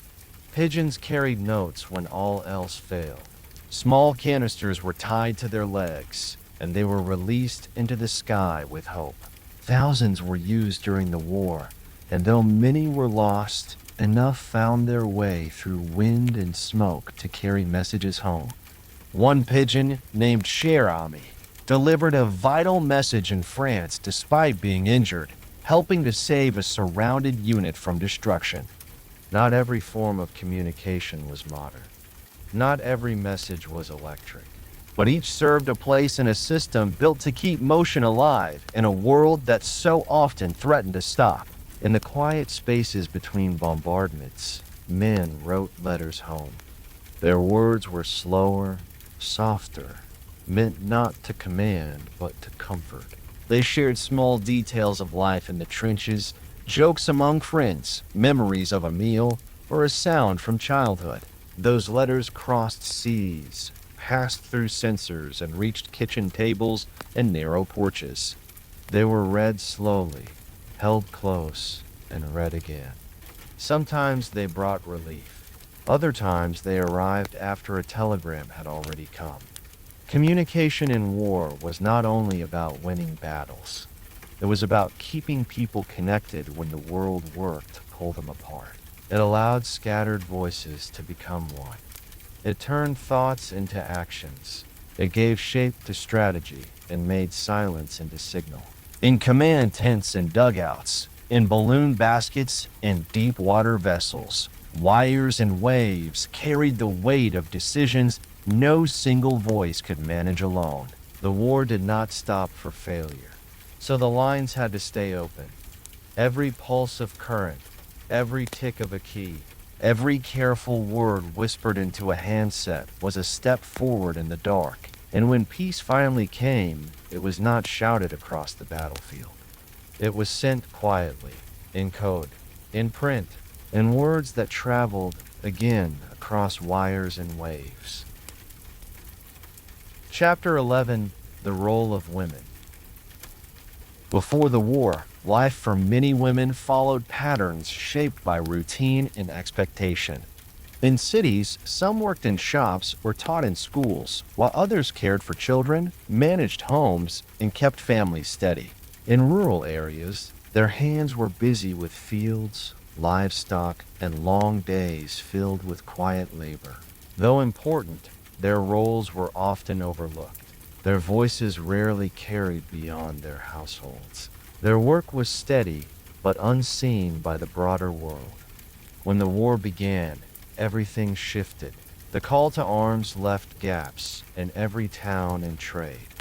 Men who had worked on railways, in factories, and behind desks were gone within weeks. Shops stood half-staffed. Machines sat idle. Offices echoed with silence. Nations quickly realized they could not continue the fight without help from those who remained behind. Women stepped forward, not with banners or speeches, but with steady movement into the spaces that needed them most. They put on overalls and entered factories where steel glowed and engines roared. In rows of assembly lines, they shaped bullets, loaded shells, and turned levers with oil-stained gloves.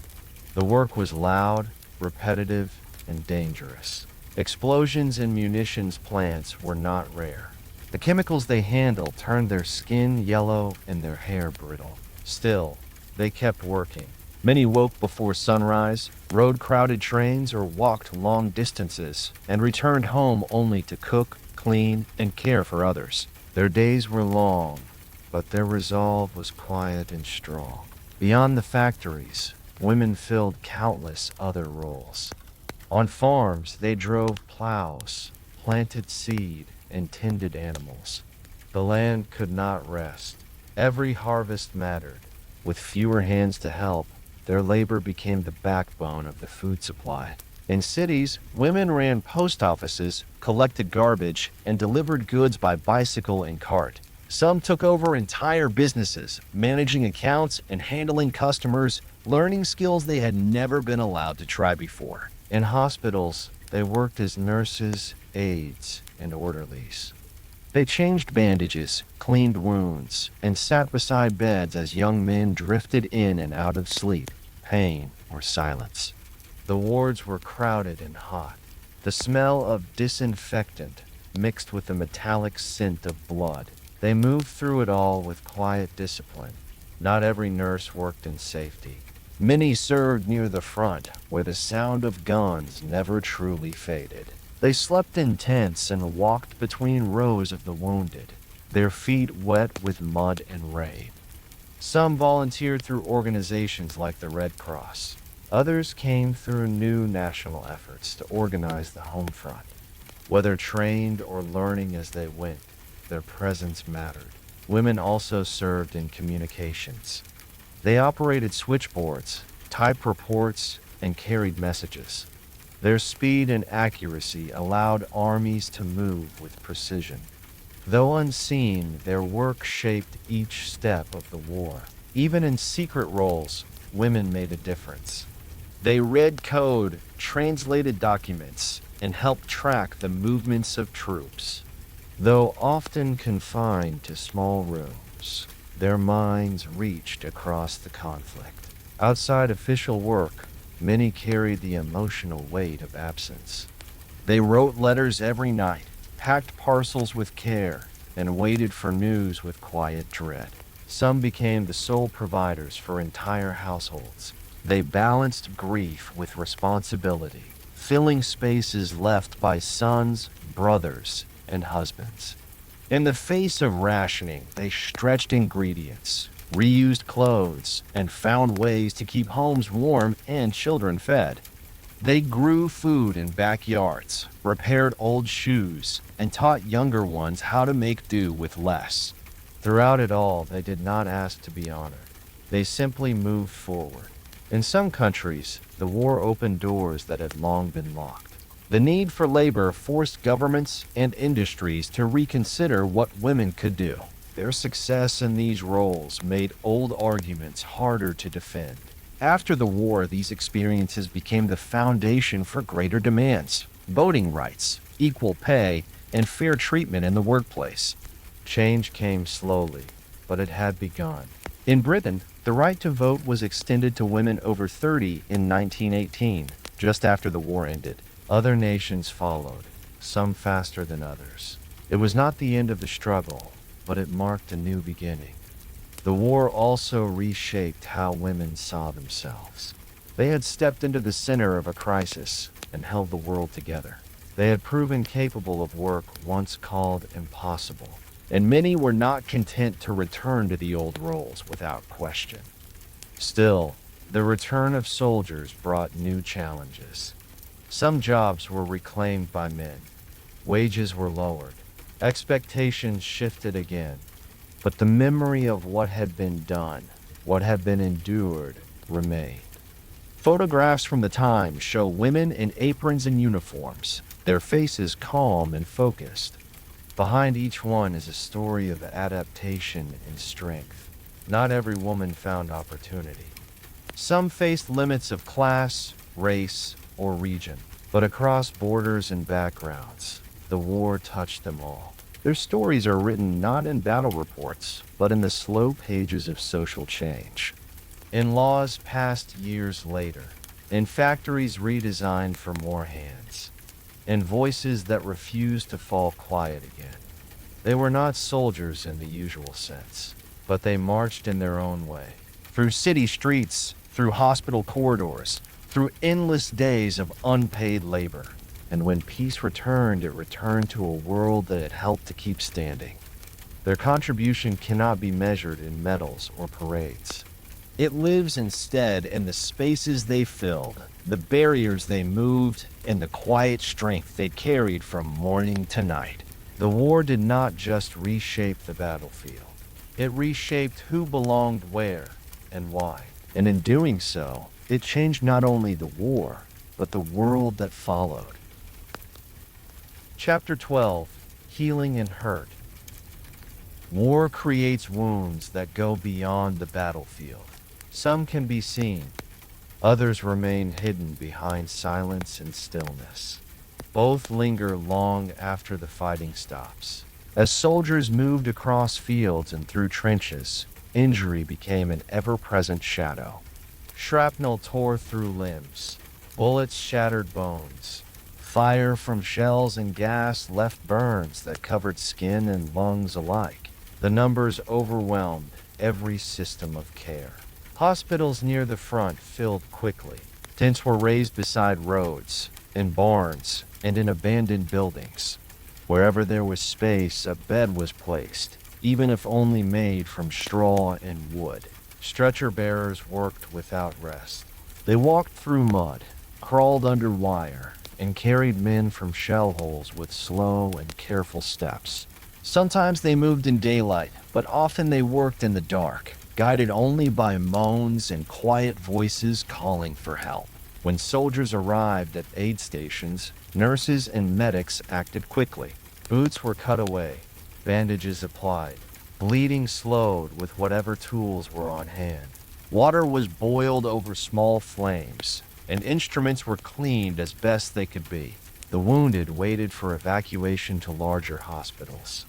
Horse-drawn wagons and early motor ambulances rattled over rough ground, every bump a fresh wave of pain. Some men whispered to each other to stay awake. Others gripped their coats and stared at the sky. At base hospitals further from the front, doctors faced new challenges. The scale of the war brought injuries rarely seen before. Massive trauma, infections caused by mud and delay, nerve damage from explosions and exposure. Surgeons learned through repetition. They treated dozens of cases each day. Amputations became common when limbs could not be saved. Chlorine and mustard gas damaged lungs, eyes, and skin in ways that traditional medicine struggled to address. Antiseptics were used to clean wounds. New methods like the Carrel-Dakin technique helped reduce infection by flushing injuries with a steady flow of antiseptic solution. Blood transfusions, still new, were used more often and with greater success. Many medical advances were born from necessity. Techniques that once seemed experimental became standard practice. Doctors and nurses adapted quickly, sharing ideas across nations and learning from each other when they could. But not every wound was visible. As the war continued, a growing number of soldiers began to show signs of something different. They returned from battle with no mark on their bodies, yet their hands shook, their voices trembled. They could not sleep. They flinched at sudden noises. Some stopped speaking altogether. These men had faced bombardment for days or weeks. They had seen death up close, lived in fear, and felt helpless beneath the weight of constant violence. When they were removed from danger, their minds did not recover with their bodies. Doctors gave the condition a name: shell shock. At first, it was misunderstood. Some believed it was caused by the physical force of nearby explosions. Others saw it as weakness or cowardice, but those who spent time with the afflicted began to understand it differently. Shell shock was not a failure of character. It was a response to something too large for the human mind to hold. Hospitals for psychological treatment were established. Patients were given rest, therapy, and new forms of care. Some improved with time. Others never returned to who they had been. Treatment varied. In some places, doctors used gentle methods: talk, calm surroundings, and support. Elsewhere, more aggressive techniques were used: electric shocks, forced routines, and punishment. Recovery could not be rushed. What had been broken inside could not always be mended. Families back home struggled to understand. The men who returned were changed. Some were quiet and distant, others angry or withdrawn. There were no clear answers, only patience and worry. In time, the war's impact on mental health began to reshape how society viewed trauma. Future generations of doctors would build on what had been learned. But for those who lived through it, understanding came slowly. Art and poetry gave expression where speech could not. Soldiers wrote about dreams that would not leave, about nights filled with sound, about the feeling of standing still while the world moved on without them. Their words reached those who had never seen the front, and slowly people began to listen. Pain was no longer something you could measure by the scar.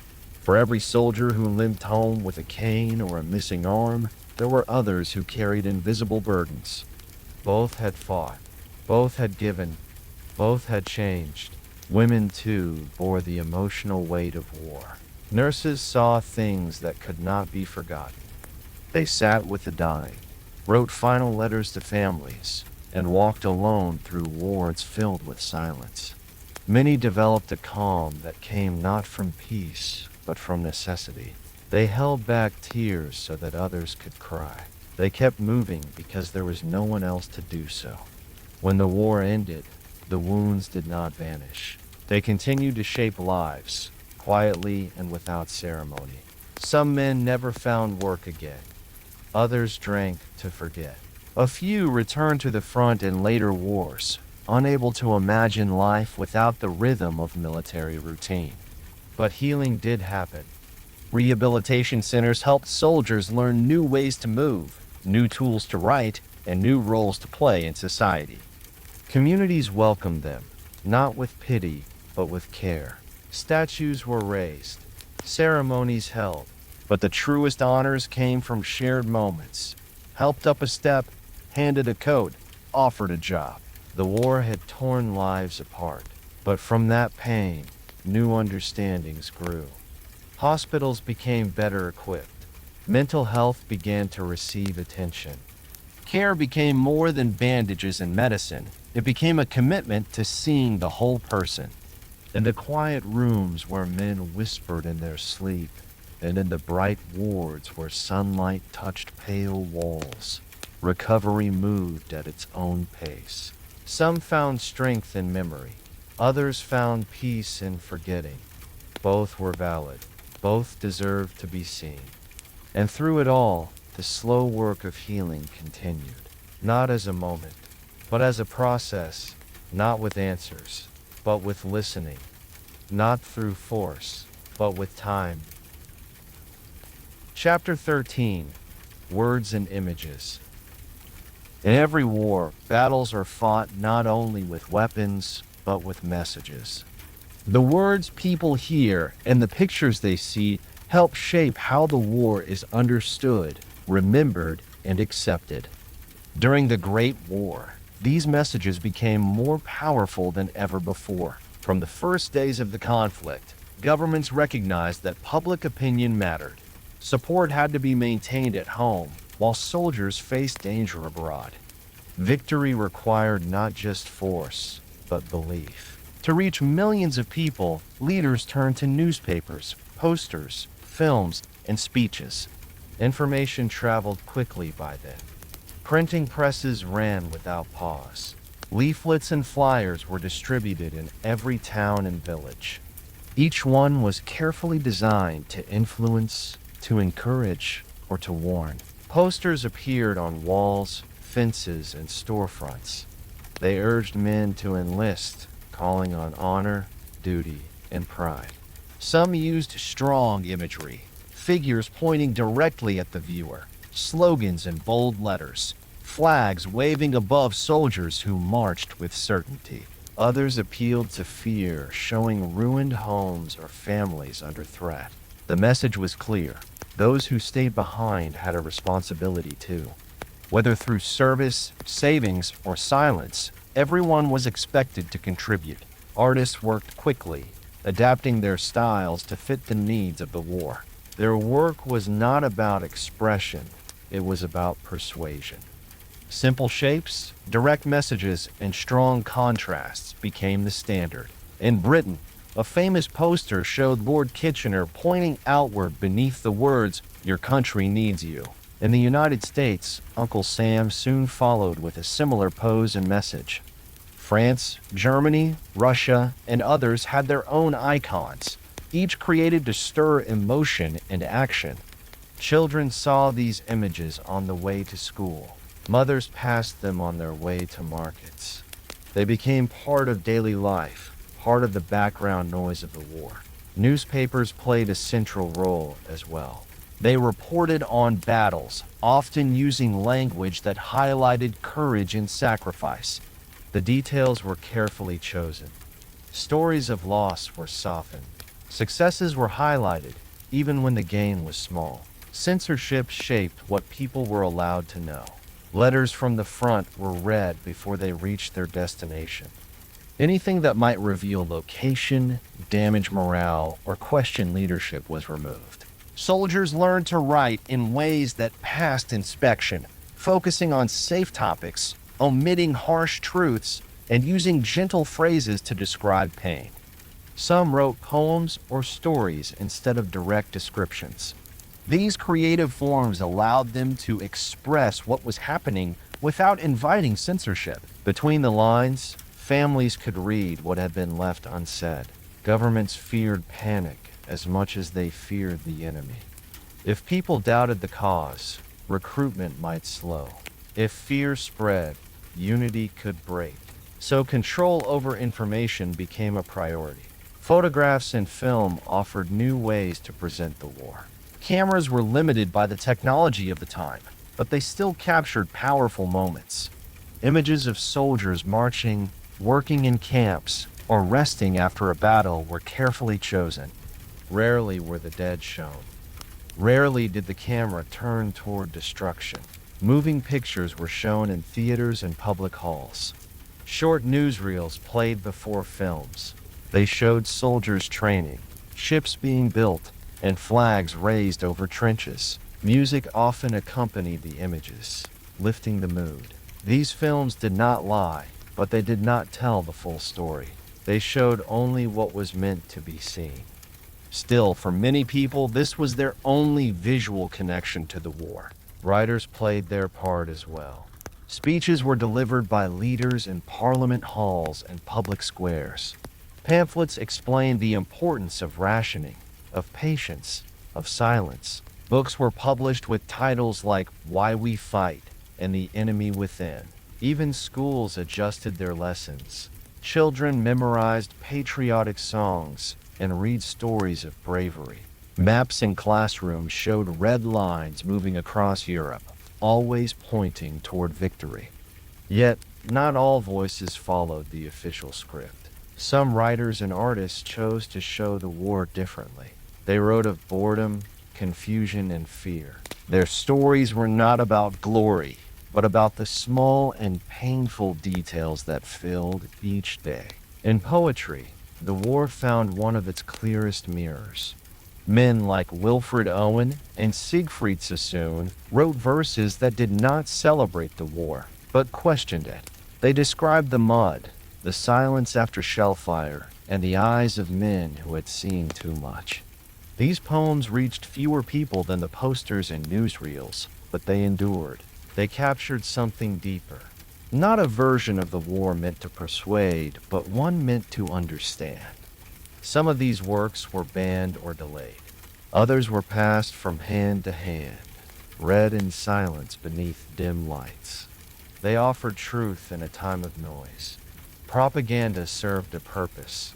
It kept people focused, gave them something to believe in. But it also narrowed what could be said, what could be questioned. As the war continued, people began to notice the gaps between what they were told and what they saw. They noticed the growing number of wounded returning home. They noticed the absence of names and letters. They noticed the quiet in places once full of voices. After the armistice, a flood of new stories appeared. Veterans began to speak more openly. Artists painted not just battlefields, but faces. Faces tired, hollow, changed. Books were published that challenged the heroic image of the war. Films followed, more honest and more difficult to watch. Over time, these new words and images began to reshape memory. They did not erase the old messages, but they added new ones beside them. Messages about cost, about grief, about the long path from belief to understanding. The war had many voices, some loud, others quiet. Some painted in color, others printed in black ink. Together, they told the story of a world trying to explain something almost too large to hold. And through those stories, the war continued to echo, not only in parades or monuments, but in books left open on nightstands, in old posters stored in attics, in the way people paused when they spoke of the past. The truth of the war was not found in one sentence or one image.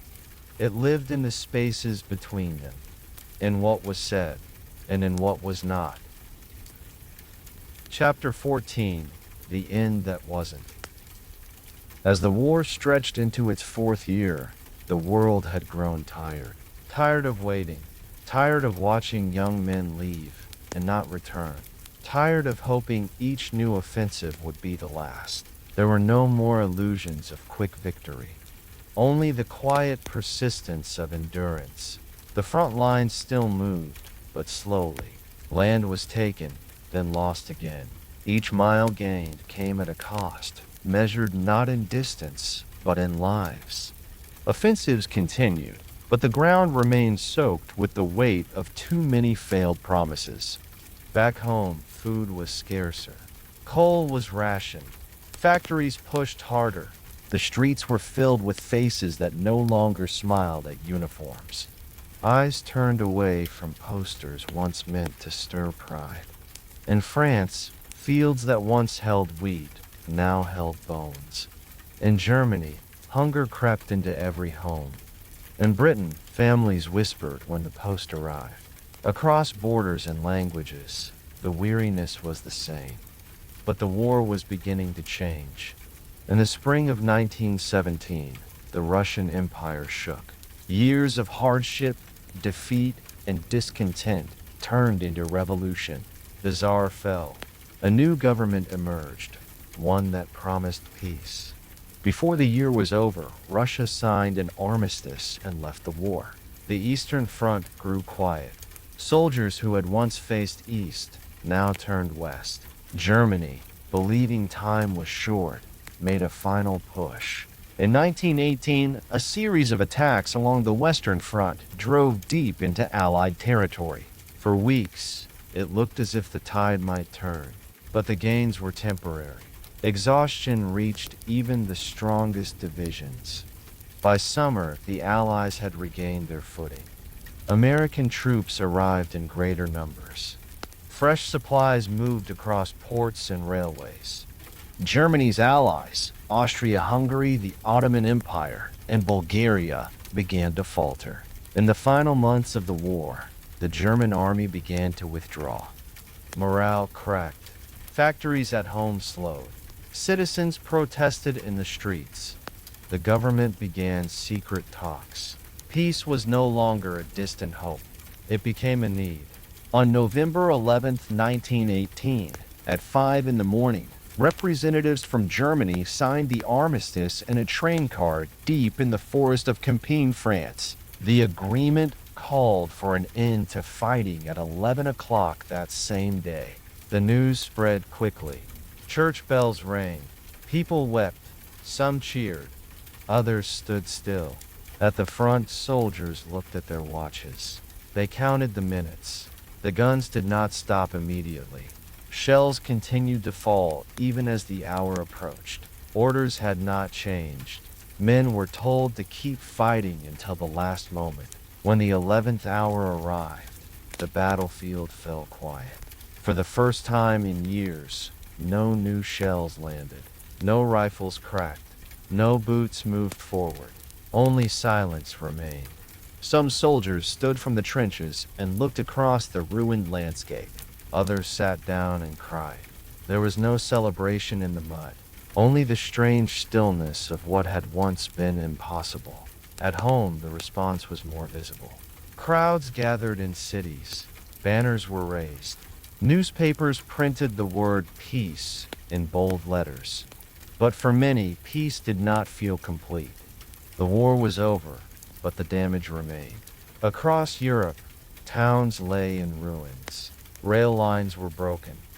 Cemeteries spread across hillsides and fields. Hospitals remained full. Families waited for men who would not return.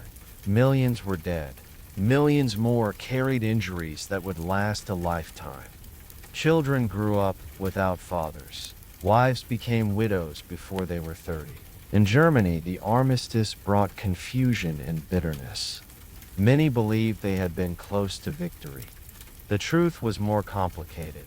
The army had reached its limit. The country could no longer bear the weight of the war. The government that signed the armistice would soon face blame. Some called them traitors. Others accused them of surrendering too easily. These beliefs would grow in the years ahead, feeding unrest and giving rise to new conflicts. In other nations, soldiers returned home to mixed receptions. Some were welcomed as heroes. Others found no work, no support, and no way to return to who they had been. The peace that followed was not simple. It came with questions. Who was responsible? How would the world be rebuilt? Could war be prevented again? Leaders met in Paris to draft new agreements. The Treaty of Versailles was written in 1919. It placed much of the blame on Germany, demanding reparations and territorial changes. Borders were redrawn. Empires dissolved. New nations emerged, uncertain and fragile. Some hoped the treaty would end all wars. Others saw only punishment, not justice. The League of Nations was formed as part of the effort to keep peace. It had no army, only the promise of diplomacy. Its strength depended on cooperation, something the world had already found difficult to maintain. For the soldiers who survived, life moved on slowly. They returned to homes that felt unfamiliar. Memories stayed close, refusing to fade. Some spoke about what they had seen. Many did not. Time passed, but the effects of the war lingered.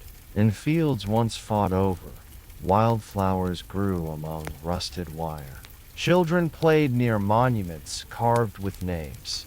Old uniforms hung in closets, untouched but never truly forgotten.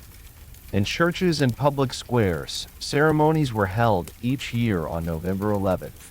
Moments of silence were observed. Wreaths were laid. The world paused, if only for a minute, to remember what it had lost. But peace did not mean the end of conflict. It did not erase the damage. It did not remove the roots of anger, fear, or grief.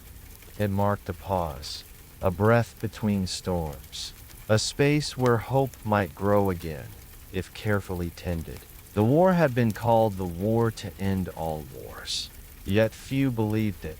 Too much remained unsettled. Too many wounds remained open. In time, new troubles would rise. New voices would speak of glory, strength, and revenge. And once again, the world would edge toward fire. But in that moment, in the stillness that followed years of noise, there was a kind of quiet truth, a reminder of what had been endured, of how fragile peace could be, and of why it mattered to protect it. Chapter 15. Legacy. When the war finally ended, nothing felt complete. The armistice silenced the guns, but the world did not return to what it had been before. Peace did not arrive as a wave that washed over the land and made things whole again. It crept in quietly, uncertain, and incomplete, settling awkwardly into the space left behind by 4 years of destruction. Across Europe, cities struggled to find their rhythm again.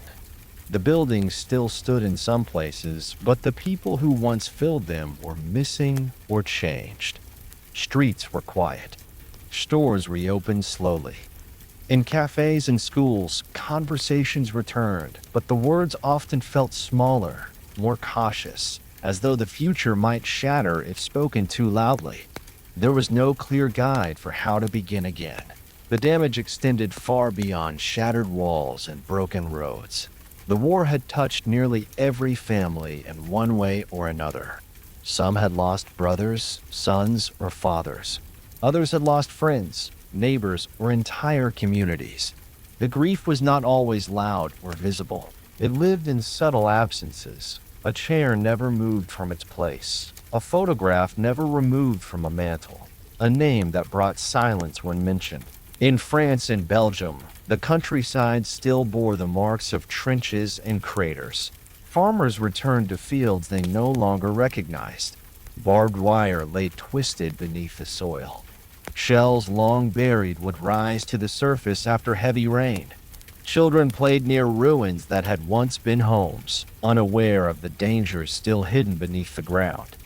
Trees grew back slowly, their trunks bent and scarred.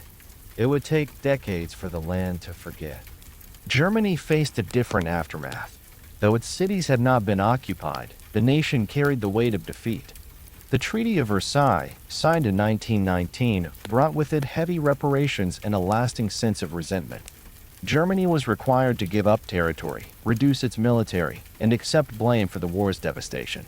For many, these terms felt like punishment more than justice, and the bitterness did not fade easily. It would stay buried, waiting. Austria-Hungary and the Ottoman Empire dissolved under the weight of loss. Borders were redrawn. New nations emerged with fragile governments and uncertain futures. Some communities found themselves split overnight, caught between political change and cultural displacement. The end of empire brought questions no treaty could answer. Who belonged where? What would unity look like in a world now fractured? Even in the victorious countries, celebration was mixed with exhaustion. Britain had won the war, but lost a generation. Nearly every village had a memorial before long. Simple stone pillars bore the names of those who never came home. Some names were carved with pride, others with sorrow too deep for words. These markers did not bring comfort so much as clarity. The cost was visible. It stood in the center of every town square. The war's effects reached into daily life in more subtle ways. Railroads were rebuilt and expanded. Telegraph systems became more efficient. Technology developed for the front slowly made its way into civilian hands. Aviation, once an experiment, became a new frontier. Pilots who had flown over battlefields now carried mail, passengers, and dreams of faster travel. The sky no longer belonged only to war. Medicine advanced through necessity. Doctors had treated wounds the world had never seen before. Surgeons learned to operate under pressure, to make do with limited tools and little time. Blood transfusions became more common. Infection control improved. Rehabilitation centers taught wounded soldiers how to walk, work, and live again. These improvements did not erase the suffering, but they changed how people approached healing. They gave hope where before there had been only chance. Prosthetics grew more functional and more personal. Craftsmen shaped wooden limbs with care, fitting each one to its wearer's needs. Men returned home with visible reminders of the war, yet they moved forward, supported by growing systems of care. These early efforts laid the foundation for modern physical therapy, occupational support, and the idea that life after injury could still hold meaning. Mental wounds, however, were slower to be recognized. Shell shock had gained a name during the war, but its nature remained unclear. Some doctors saw it as psychological trauma. Others believed it was physical damage caused by blast pressure. The treatment varied wildly depending on belief. Compassionate doctors offered rest and counseling. Others turned to discipline, hoping that order would bring recovery. Those who suffered often did so quietly. Many men refused to speak of what they had seen or felt. They returned to their jobs, their homes, and their families, but they carried something behind their eyes. Nightmares became part of sleep. Sudden noise caused panic. Long silences filled rooms that once held laughter. In time, public understanding began to shift. As more veterans spoke, and as literature gave voice to unspoken pain, the world slowly began to grasp that trauma could exist without visible scars. Memoirs and poetry captured these truths. The words of Wilfred Owen, Siegfried Sassoon, and others gave form to experiences too often buried. These voices did not fade. They changed how pain was understood. Women, too, found their roles changed by the war. They had worked in factories, on farms, and in hospitals. They had learned new skills and proven their strength. After the war, many hoped to keep the independence they had gained. Some returned to traditional roles, but others demanded more. In several countries, women won the right to vote. This did not happen everywhere at once, nor was it complete. Still, it marked a turning point. The war had made it impossible to deny their contribution. Political ideas shifted as well. In the years after the armistice, movements for labor rights, education, and social support grew louder. People had sacrificed greatly and now looked to their governments for fairness and stability. In some countries, these efforts led to reform. In others, the same pressures pushed toward division. The League of Nations was born from the desire to prevent another global war. Its mission was to provide a forum for discussion, a space for nations to solve disputes without resorting to arms. Yet, it lacked power. Its ability to enforce decisions was weak. Without the support of all major powers, its influence was limited. Still, the idea mattered. It planted the seeds of what would later become the United Nations. Cultural memory of the war shaped art, literature, and public ritual. Films depicted soldiers not as grand heroes, but as tired, uncertain men. Novels told of fear, confusion, and the search for meaning. Memorials rose not only in capital cities, but in neighborhoods, fields, and remote corners of countryside. Some bore thousands of names. Others held a single inscription for the unknown. Each year, ceremonies were held to mark the anniversary of the armistice. Schools paused. Businesses closed. For 2 minutes, silence spread across streets and homes. It was not a silence of emptiness, but of presence, of memory kept alive by collective breath. Flags were lowered. Wreaths were laid.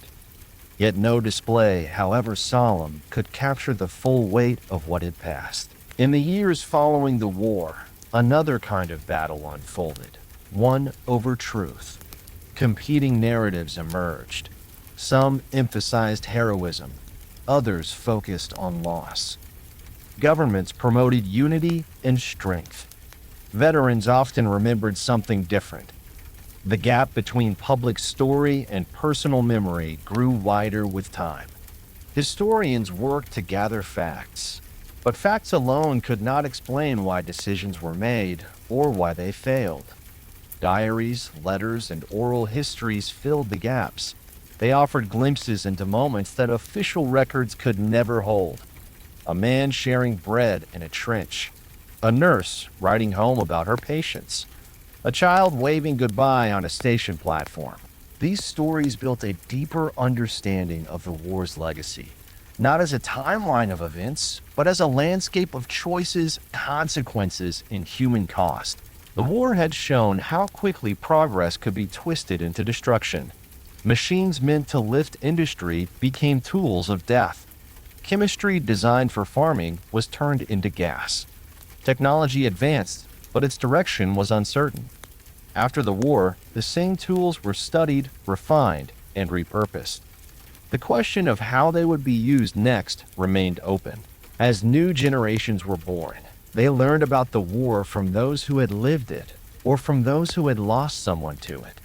They walked past statues and saw names they did not recognize. They stood in the shadow of memorials, trying to imagine what had happened. Some learned from textbooks. Others listened to grandparents whose voices grew softer each year. The First World War became more than history. It became a reference point, a warning, a lesson carved into stone and carried in stories. And yet, even as it shaped the century that followed, another war would come, a larger one, a conflict with deeper scars. The First War had not ended war, but it had revealed its cost. Its legacy continues not only in the visible remnants, trenches preserved in fields, poppies worn in remembrance, but in the way we consider conflict. It taught the world to ask harder questions about power, diplomacy, and sacrifice. It reminded us that war is not something distant or abstract. It lives in the lives of those who endure it. The First World War reshaped the world, not through triumph, but through transformation. The path it carved was one of sorrow, change, and reluctant wisdom. And though the men and women who lived through it have long passed, their voices remain, in stone, in print, and in silence. Their story, like the war itself, belongs to all who still live with its echoes.